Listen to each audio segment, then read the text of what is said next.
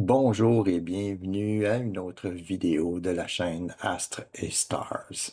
Cette vidéo est la première d'une série concernant des conseils pour l'astrophotographie ou l'astronomie. Dans cette série, j'ai l'intention de faire plusieurs vidéos afin d'aider les astrophotographes ou astronomes amateurs à bien se préparer pour maximiser leur soirée et obtenir soit de belles images en astrophotographie ou une bonne vision pour ce qui est de l'astronomie. Afin de vérifier si le ciel va être clair, j'ai deux options à vous proposer. La première est Astrosphérique. Donc, afin de vous rendre sur le site d'Astrosphérique, vous tapez Astrosphérique. Malheureusement, le site est uniquement en anglais. Vous cliquez sur Astrosphérique. Vous arrivez à cette page. Si vous voulez un endroit spécifique, vous pouvez ensuite cliquer sur la loupe. Ça va vous permettre d'avoir cette cible ici. Et ensuite, dépendamment de la région d'où vous êtes, vous pouvez reculer et essayer de trouver l'endroit où est-ce que vous vous situez afin d'avoir les résultats atmosphériques de la région. Donc, on va y aller avec une région du Québec. On se rapproche. On va aller à la ville de Québec. On se rapproche encore en cliquant sur le plus. Et ensuite, tout ce que vous avez à faire, c'est, disons, on va aller à Québec, c'est cliquer sur Get Forecast. Et à ce moment-là, ça va vous donner l'information pour la ville de Québec ou la région de la ville de Québec. Ensuite, ce qu'il faut faire, c'est observer.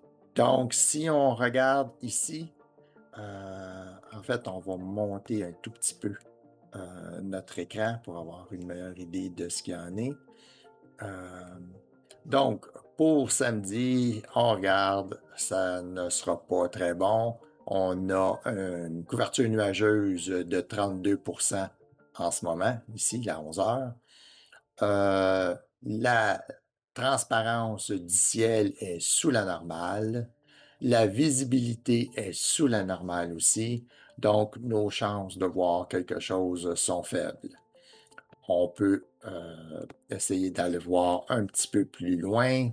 Et la meilleure journée pour obtenir quelque chose de bon serait probablement le lundi soir, où est-ce qu'à ce moment-là, on va obtenir une couverture nuageuse à 0, mais cependant, la transparence et la visibilité vont être sous la normale. Si on va plus loin, on peut difficilement y aller, mais allons-y pour mardi à 8 heures. Mardi 8 heures, on a une couverture nuageuse à 0. On a une transparence sous la normale, mais on a une visibilité au-dessus de la normale. Donc, de toutes les journées de la fin de semaine jusqu'à mardi, la journée qui serait le plus propice se trouverait à être mardi à 8 heures. J'attendrai à dimanche pour essayer de regarder si vraiment cette visibilité-là va continuer à être bonne avant de prendre une décision et sortir mon matériel. Le second site est Météo Blue. Donc, je fais la recherche Météo Blue. On va retourner pour Québec. On clique sur Météo Blue Québec. Ensuite, nous allons à plein air et sport. Sous plein air et sport, on a visibilité en astronomie. Mais cependant, c'est en anglais, Astronomy Seeing. On clique là-dessus. Et on a maintenant les prévisions météorologiques pour la journée de samedi, la journée de dimanche et la journée de lundi jusqu'au début de mardi. L'information fournie par MétéoBlue est très intéressante parce qu'elle vous donne la couverture nuageuse, soit basse altitude, moyenne altitude et haute altitude, ainsi que la présence des planètes. Donc, pour ceux qui font de l'observation planétaire, on a ici Jupiter, Saturne, Uranus, Neptune. Vénus, à ce moment-ci, c'est le V. Mars, ça va être le M. Et la Lune va quand même être le L, ce qui va faire bizarre pour les anglophones parce que ça reste L pour Lune. Donc, cette information vous permet d'avoir une bonne idée si c'est une bonne soirée pour faire de l'astrophotographie. Et lorsque le jet stream est dans le vert, c'est encore plus propice à l'observation ou l'astrophotographie. J'espère que cette information va vous être utile. Personnellement, je préfère utiliser MétéoBlue.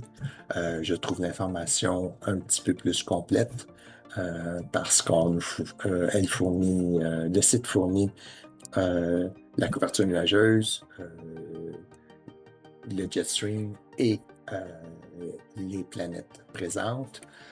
Lorsque je veux faire l'observation planétaire, c'est définitivement cet outil-là dont je vais me servir. Il arrive régulièrement, par contre, que je me serve des deux. Et lorsque les deux concordent, lorsque les deux disent que ça va être une bonne soirée, à ce moment-là, c'est sûr que je vais faire mon installation afin soit de faire de l'observation planétaire, soit de prendre des photos de ciel profond. Donc, j'espère que ça vous a été utile et d'ici la prochaine fois, je vous souhaite un ciel clair.